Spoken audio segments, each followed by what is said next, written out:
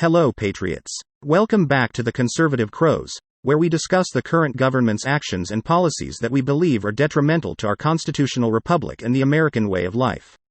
Today we're diving into the turbulent waters surrounding the recent events in Yemen, particularly focusing on the Houthi rebels and the developments in the Red Sea.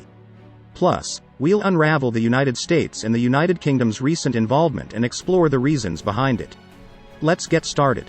Yemen, a country in the Middle East, bordered by Saudi Arabia, Oman, Gulf of Aden and the Red Sea, has been grappling with a devastating humanitarian crisis for years, with millions of people facing famine, displacement, and the constant threat of violence.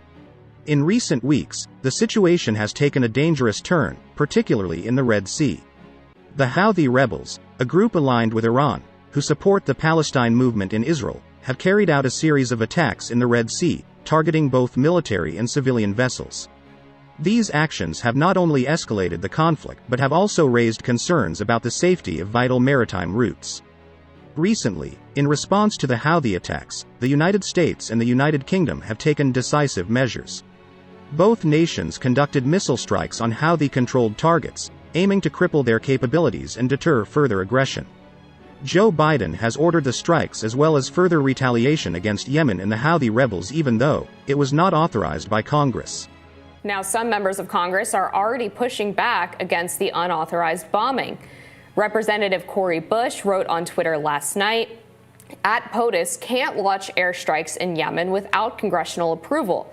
This is illegal and violates Article 1 of the Constitution.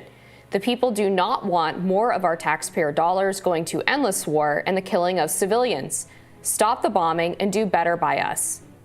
Representative Ro Khanna also called Biden's bombing unconstitutional during a CNN appearance last night. Let's watch.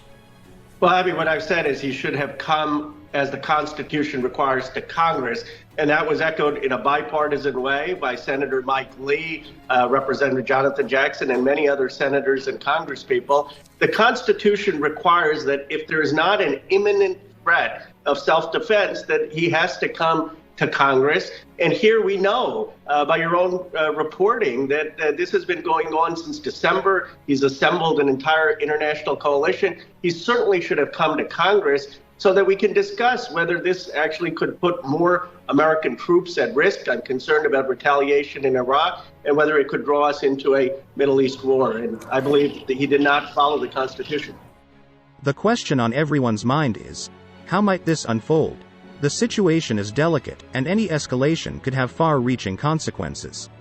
The missile strikes by the US and the UK have intensified tensions, raising concerns about the potential for a broader conflict in the region.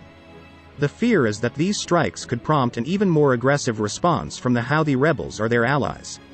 There has already been an uprising in Yemen over the US and UK strikes.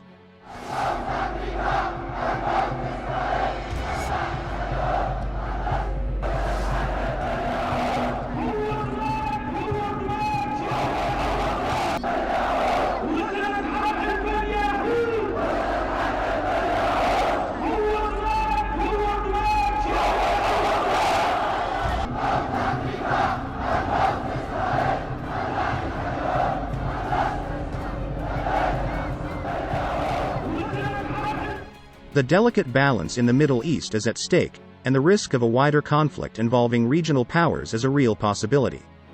3 final points I would like to discuss about the conflict in the Red Sea and Yemen are: 1. Security concerns.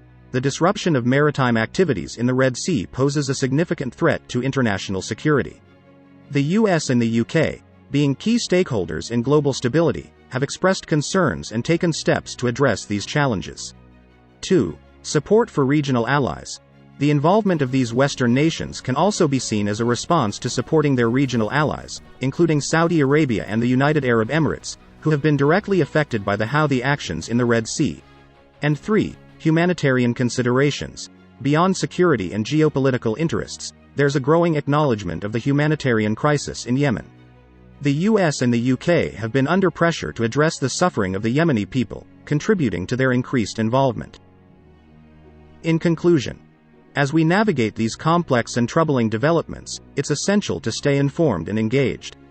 The Yemen crisis is a stark reminder of the human cost of conflict and the importance of diplomatic efforts to bring about lasting peace. Also, we need to keep in mind how this could further involve the United States with the escalating tensions throughout the Middle East, Ukraine, and China. We'll be keeping a close eye on this evolving situation, so make sure to subscribe for updates and join the conversation in the comments below.